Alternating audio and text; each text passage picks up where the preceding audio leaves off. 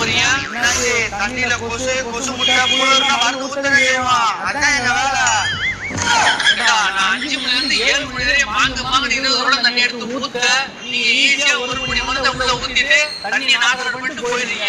ஆமா, நீங்க தண்ணியை ஊத்தி கொசுவை வளர்த்து மக்களுக்கு காய்ச்சல பரப்பி விடுவீங்க. அதை பார்த்து நான் சும்மா இருக்கணுமா?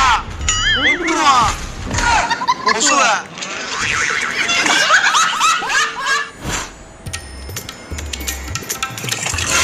வந்துட்டாங்க. காலம் காத்தாலே மருந்து